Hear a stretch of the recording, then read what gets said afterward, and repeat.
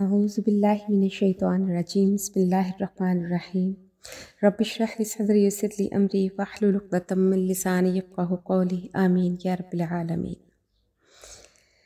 والذین آمنوا، اور وہ لوگ جو ایمان لائے، وعاملوا الصالحات، اور جنہوں نے اچھے عمل کیے، سندخلہم، ان قریب ہم ان کو داخل کریں گے، جنات تجری، باغات میں کہ جس میں بہتی ہیں من تحتہا الانہار، اس کے نیچے نہریں، خالدین، ہمیشہ رہیں گے، فیہا، اس میں، ابداً، ہمیشہ، لہم، ان کے لیے، فیہا، ازواج مطہرہ، اس میں پاکیزہ جوڑے ہوں گے، وندخلہم، اور ہم ان کو داخل کریں گے، ظلا ظلیلا، سائے میں جو بہت گھنے ہوں گے۔ اللہ پاک نے مومنین کا ذکر فرمایا کہ ان کے لیے ان کے نیک اعمال کی وجہ سے جب اللہ کے پاس وہ جائیں گے تو اللہ تعالیٰ ان کی کس طرح سے مہمان نوازی کریں گے۔ اگلی آیت کا شان نزول کچھ اس طرح سے بیان ہوا ہے کہ سن 8 ہجری میں رمضان المبارک کے مہینے میں جب مکہ مکرمہ فتح ہوا تو اس وقت کعبۃ اللہ کی چابیاں حضرت عثمان ابن طلحہ رضی اللہ عنہ کے پاس تھیں، جو بعد میں، اس وقت وہ ایمان نہیں لائے تھے، بعد میں وہ ایمان لے کر آئے تھے۔ حضرت علی نے ان سے وہ چابیاں چھین لیں، اور چھینی اس لیے کہ جیسے 10ویں پارے میں آیا کہ ان اولیاءہ الا المتقون، کہ خانہ کعبہ کے اور مسجد حرام کے متولی صرف متقی اور پرہیزگار لوگ ہیں۔ تو مشرک کس طرح اس کا اہل ہو سکتا ہے، کیونکہ اس وقت وہ، جیسے میں نے کہا کہ ابھی اسلام نہیں لائے تھے۔ تو وہ روتے ہوئے نبی پاک صلی اللہ علیہ وآلہ وسلم کے پاس گئے اور کہنے لگے کہ حضرت کعبۃ اللہ کی چابیاں نسلوں سے ہمارے پاس چلی آ رہی ہیں، اور اب وہ حضرت علی نے مجھ سے چھین لی ہیں۔ تو آپ صلی اللہ علیہ وآلہ وسلم نے حضرت علی کو بلایا اور فرمایا کہ اے علی، کیا تو نے اس سے چابیاں چھینی ہیں؟ حضرت علی نے عرض کیا، جی رسول اللہ، کیونکہ ان اولیاءہ الا المتقون، اللہ پاک نے یہ ارشاد کیا ہے۔ تو پھر کعبہ سے ان کا کوئی تعلق نہیں۔ حضرت عثمان بن طلحہ نے کہا، حضرت میں مسلمان ہوتا ہوں، اور وہ آپ صلی اللہ علیہ وآلہ وسلم کے سامنے وہی مسلمان ہو گئے۔ تو پھر آپ صلی اللہ علیہ وآلہ وسلم نے وہ چابیاں حضرت علی سے لے کر ان کو دے دیں اور فرمایا کہ چابیاں نسل در نسل اب تمہارے پاس ہی رہیں گی۔ انہوں نے اپنی وفات کے بعد پھر وہ چابیاں اپنے بھائی شیبہ ابن طلحہ کو دے دیں۔ تو اس موقع پر یہ آیت نازل ہوئی۔ اللہ پاک فرماتے ہیں، ان اللہ، بے شک اللہ، یأمرکم، تمہیں حکم دیتا ہے، ان تؤدوا الامانات، یہ کہ ادا کرو امانتیں، الی اہلہا، ان کے اہل کو، وَإِذَا حَكَمْتُمْ بَيْنَ النَّاسِ، اور جب تم فیصلہ کرو لوگوں کے درمیان، ان تحکموا، تو یہ کہ فیصلہ کرو، بالعدل، انصاف کے ساتھ، ان اللہ، بے شک اللہ، نعم، اچھی ہے وہ چیز، یعظکم بہ، جس کی تمہیں نصیحت کرتا ہے، ان اللہ، بے شک اللہ، کانا، ہے، سمیعا بصیرا، سننے والا اور دیکھنے والا۔ اگلی آیت کا بھی شان نزول کچھ یوں بیان کیا گیا ہے۔ حضرت عبداللہ بن عباس سے روایت ہے کہ آپ صلی اللہ علیہ وآلہ وسلم نے مجاہدین کا ایک لشکر ایک محاذ پر بھیجا، جس کا امیر لشکر حضرت عبداللہ بن حذافہ سہمی کو بنایا گیا۔ کافی قابل اور بہت خوبصورت نوجوان تھے، لیکن تھوڑے سے جذباتی طبیعت کے حامل تھے۔ لشکر بھیجتے وقت آپ صلی اللہ علیہ وآلہ وسلم نے فرمایا کہ میں نے اس کو تمہارا امیر مقرر فرمایا ہے، اس کی اطاعت کرنا تم پر فرض ہے۔ چنانچہ لشکر روانہ ہوا تو راستے میں ایک مقام پر امیر نے کسی کام کا حکم دیا اور اس کو تعمیل کرنے میں تھوڑی سی تاخیر کر دی گئی۔ بخاری شریف کی روایت ہے کہ شاید گرمی یا تھکاوٹ کی وجہ سے لشکر نے سستی کا مظاہرہ کیا۔ اس پر حضرت عبداللہ بن سہمی کو بہت غصہ آیا اور انہوں نے کہا کہ کیا تمہیں رسول اللہ صلی اللہ علیہ وآلہ وسلم نے میری فرمانبرداری کا حکم نہیں دیا تھا؟ سب نے کہا کہ بے شک دیا تھا۔ تو فرمانے لگے کہ اچھا، لکڑیاں جمع کرو، اور پھر انہوں نے جمع کر کے ان کو آگ لگائی اور کہا، حکم دیا کہ اس میں کود جاؤ۔ بعض نے آگ میں کودنے کا ارادہ بھی کیا اور بعض رک گئے۔ تو حضرت عبداللہ بن عمر بھی اس لشکر میں موجود تھے، تو انہوں نے اپنے ساتھیوں سے کہا کہ آگ میں کوئی چھلانگ نہ لگائے، اس لیے کہ آگ سے بچنے کے لیے ہی تو ہم نے کلمہ پڑھا ہے، اور اگر کلمہ پڑھنے کے بعد بھی ہمارے لیے آگ ہے تو پھر کلمہ پڑھنے کا کوئی فائدہ نہیں۔ چنانچہ سب اس اقدام سے رک گئے، اور واپسی پر آپ صلی اللہ علیہ وآلہ وسلم کی خدمت میں حاضر ہوئے اور سارا واقعہ بیان کیا۔ تو آپ صلی اللہ علیہ وآلہ وسلم نے فرمایا، بخاری شریف کی روایت ہے کہ اگر تم اس آگ میں کود پڑتے تو ہمیشہ آگ ہی میں جلتے رہتے۔ سنو، فرمانبرداری صرف نیک کاموں میں ہے۔ تو اللہ پاک فرماتے ہیں، یا ایھا الذین آمنو، اے لوگو جو ایمان لائے ہو، اطیعوا اللہ، اطاعت کرو اللہ کی، واطیعوا الرسول، اور اللہ کے رسول کی، واولی الامر منکم، اور ان کی جو تم میں سے حکم دینے والے ہیں۔ فَإِن تَنَازَعْتُمْ، پس اگر تم جھگڑا کرو، فی شیء، کسی چیز میں، فَرُدُّوهُ، تو پس لوٹاؤ تم اس کو، الی اللہ، اللہ کی طرف، والرسول، اور اس کے رسول کی طرف۔ ان کنتم، اگر ہو تم، تؤمنون، ایمان لاتے، باللہ، اللہ پر، والیوم الآخر، اور آخرت کے دن پر، ذالک، یہ خیر، بہتر ہے، واحسن، اور بہت اچھا ہے، تأویلا، انجام کے اعتبار سے۔ اس آیت میں جو لفظ آئے اولی الامر کے، حضرت ابن عباس فرماتے ہیں کہ اس سے مراد فقہ اور دین پر چلنے والے لوگ ہیں، جبکہ حضرت حسن بصری اور حضرت عطا رحمہ اللہ فرماتے ہیں اس سے مراد علماء کرام ہیں، اور ان سب کی اطاعت اللہ تعالیٰ نے ہمیں حکم دیا کہ ہم ان کی اطاعت کریں۔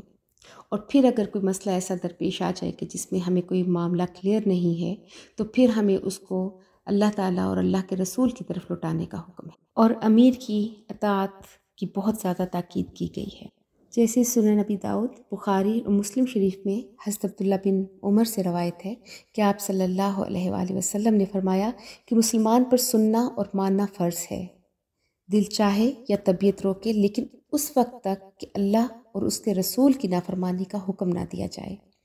جب نافرمانی کا حکم ملے تو نہ سنے اور نہ ہی مانے۔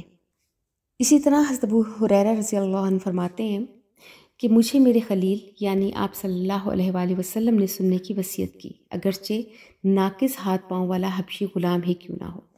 لیکن ان سب میں جو اللہ نے ایک تاکید کی وہ یہ کہ ان سب کے احکامات جو ہیں وہ اللہ اور اللہ کے رسول کے حکم کے مطابق ہوں۔ اگلی آیت کا بھی کچھ شان نزول اس طرح سے ہے کہ ایک بشیر نامی ایک منافق تھا، اس کا یہودی کے ساتھ زمین کے سلسلے میں جھگڑا ہو گیا۔ یہودی کا دعویٰ تھا کہ زمین اس کی ہے، جبکہ منافق کا دعویٰ تھا کہ زمین اس کی ہے۔ جب خاصی تکرار بڑھ گئی تو لوگوں نے اس چیز پر ان کو آمادہ کیا کہ یہ فیصلہ نبی پاک صلی اللہ علیہ وآلہ وسلم سے کروا لیا جائے۔ جب ان کے پاس پہنچے، آپ صلی اللہ علیہ وآلہ وسلم نے دونوں فریقین کی جب بات سنی تو انہوں نے یہودی کے حق میں فیصلہ دے دیا۔ جب فیصلہ ہو گیا تو منافق کیونکہ دل سے تو ایمان نہیں لایا تھا، تو اس نے یہ سوچا کہ حضرت عمر رضی اللہ عنہ چونکہ کافروں کے حق میں بہت سخت ہیں اور میں کلمہ گو ہوں بظاہر، اور یہ ایک یہودی ہے، تو یقیناً حضرت عمر رعایت کریں گے۔ تو وہ یہ مقدمہ حضرت عمر کے پاس لے گیا، اور جب حضرت عمر کو یہ معلوم ہوا کہ اس مقدمے کا فیصلہ آپ صلی اللہ علیہ وآلہ وسلم پہلے ہی کر چکے ہیں، تو حضرت عمر نے اس کو قتل کر دیا اور فرمایا کہ جو شخص آپ صلی اللہ علیہ وآلہ وسلم کے فیصلے پر راضی نہیں ہوتا تو اس کا فیصلہ پھر عمر کی تلوار ہی کرے گی۔ تفسیر مدارک اور خازن وغیرہ میں ہے کہ اسی دن سے حضرت عمر رضی اللہ عنہ کا لقب فاروق پڑ گیا کہ انہوں نے اپنے عمل سے حق اور باطل کے درمیان فرق کر دیا۔ پھر جب منافق بشیر کو قتل کر دیا گیا تو جو دوسرے منافقین تھے وہ آپ صلی اللہ علیہ وآلہ وسلم کے پاس آئے اور کہنے لگے کہ یہ ہمارے ساتھ بہت زیادتی ہوئی ہے کہ ہم حضرت عمر کے پاس اس لیے نہیں گئے تھے کہ ہم آپ کے فیصلے سے راضی نہیں تھے، بلکہ ہم اس لیے گئے تھے کہ شاید کوئی صلح اور اتفاق کی ایسی صورت پیدا ہو جائے کہ ہمارا معاملہ آپس میں طے ہو جائے۔ تو حضرت عمر نے ہمارے ساتھ زیادتی کی ہے۔ تو پھر اللہ تعالیٰ نے یہ آیات نازل کی۔ اللہ پاک فرماتے ہیں، الم تری الی الذین، کیا نہیں دیکھا آپ نے ان لوگوں کی طرف، یزعمون، جو خیال کرتے ہیں، انہم آمنوا، کہ بے شک وہ ایمان لائے ہیں، بما انزل الیک، اس چیز پر جو نازل کی گئی آپ کی طرف یعنی قرآن اور حدیث، وما انزل من قبلک، اور اس چیز پر بھی جو نازل کی گئی آپ سے پہلے، یریدون، ارادہ کرتے ہیں، ان یتحاکموا، اس بات کا کہ اپنا فیصلہ لے جائیں، الی الطاغوت، طاغوت کی طرف۔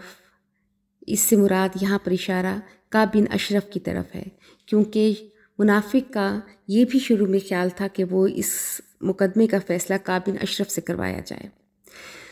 تو وقد امیروا، اور تحقیق ان کو حکم دیا گیا، ان یکفروا بہ، کہ وہ اس کا انکار کرتے ہیں. وَيُرِيدُ الشَّيْطَانُ اور چاہتا ہے شیطان أَن يُضِلَّهُمْ یہ کہ وہ ان کو گمراہ کرتے ضَلَالًا بَعِيدًا گمراہی دور کی.